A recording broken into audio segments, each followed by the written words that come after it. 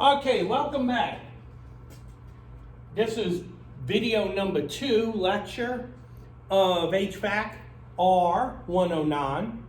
You will need to study this material that's in this book for your EPA exam. Environmental Protection Agency. Do you know what that means? If you don't, you're not ready for the test yet. Environmental Protection Agency. You don't know what that means. It means EPA. When you learn that, we can start. Now, that will go along with this chapter, this unit, this college course this week. Next week's course and then the week after that, we'll be studying it all week and we'll be taking the test for the EPA exam. Now, it will be proctored. It has to be done in my presence, and there will be rules to take in the exam, okay, so we can keep the integrity of it strong. Now, one thing we need to know about exposing a leak site is vapor can flow under layers of paint, flux, rust, slag, or pipe insulation. So a leak can travel a long way. It's important to clean a leak site by removing loose paint, slag, flux, rust, or insulation. Those things have to be cleaned when you're doing a leak check or a leak look.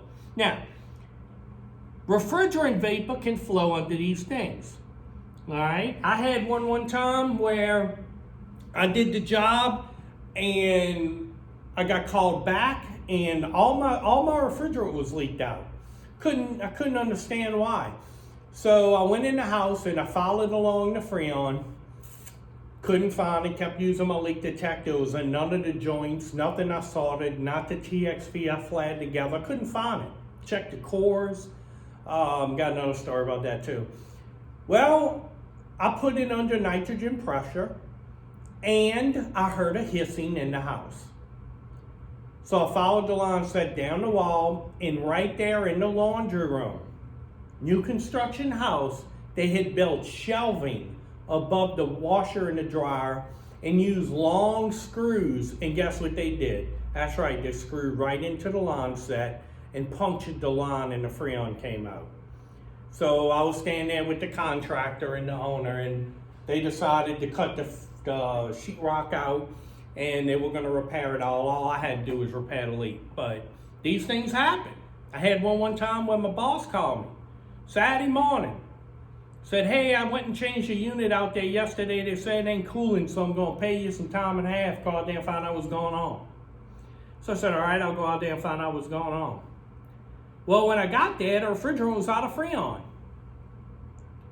Well, he had started this new unit, and I don't know how he did it, but he allowed the core to be loose enough that it was leaking refrigerant. Then the brass cap wasn't tightened. Yeah, I know. And I got on the radio with him, and he argued with me and told me he didn't do that. But I gotta tell you, I walked up to it, the cap fell off, and I went to put nitrogen in it, and I couldn't find a leak. I took my gauges off to check the cores, and it was leaking real loud. That's where the refrigerant came out. So these things happen. These things happen. Well, let's look at the names of some different leaks. These sound distinctive. They can be confusing. You have to make note of these different kind of leaks this week. You are a growing technician. This is something you need to learn. The first one is a standing leak. What is that? These are leaks that can be detected while the unit's resting or off, including freeze evaporator coils warmed up by the defrost cycle. These leaks, fortunately, are the most common of all. That means when the unit's turned off or at rest, it's leaking. It does not have to be running under pressure to leak. That's the most common of all. That'll be a question coming up that you'll see somewhere soon. Now, what's number 2? Number 2 is a pressure-dependent leak. This is detected as the system pressure increases. It can only be detected when it increases. Nitrogen is used to pressurize systems to around 150 for the low side, 450 psig for the high side. Okay, so what's happening here is only when the system has pressure operating will it leak. It's not the same as a standing leak. It has to have a certain amount of pressure for it to open and leak, the leak to open and leak out. The next one is temperature dependent leak. This is associated with the heat expansion. And your book says they're usually due to high temperature ambient air or condenser blockages or from the defrost cycle. So what they're saying is if you got a dirty coil or a reduced amount of airflow and the head pressure builds up to a certain amount, it'll heat up the copper, it'll expand, or the ambient air is hot, and it'll expand the copper, then it leaks. So obviously, when it's cool, it may not leak. So this one only leaks when the temperature conditions are right. Okay? We'll be talking about that coming up more in depth. Next, vibration-dependent leaks.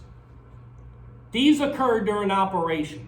The mechanical strain of motion, rotation, refrigerant flow, and valve actuation are all associated with vibration-dependent leaks.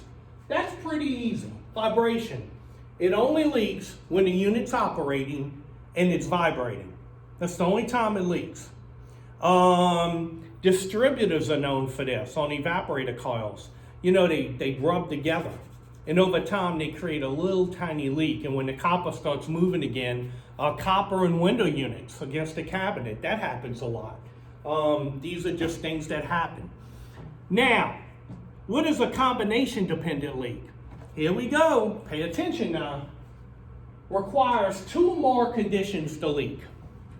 Your book gets a little more in depth. It says, for example, temperature, vibration, and pressure cause the discharge manifold on a semi-hermetic to expand and seep gas.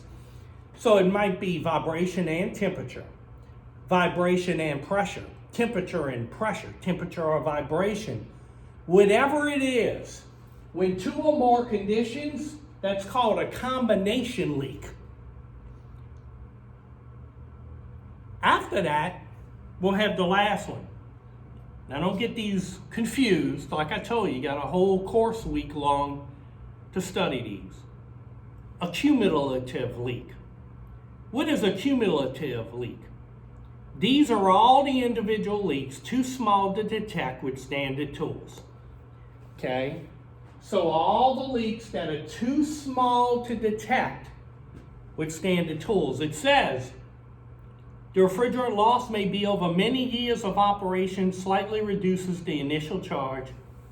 Having many fittings, welds, seams, and gasket flanges, probably with a greater number of cumulative microleaks.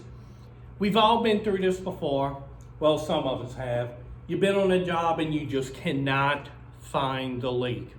And you tried 6 different methods and you still can't find it. It could be a cumulative microleak, which means it has so many small leaks throughout the system that accumulatively they're leaking, but you can't find it from any one single place. This happens in the field. So to review, you have standing leaks, pressure-dependent leaks, temperature-dependent leaks, vibration-dependent leaks, combination-dependent leaks, and cumulative leaks. So you might have thought, oh, well, this will be easy, it's just leaking. Well, there is more technicality to it than that.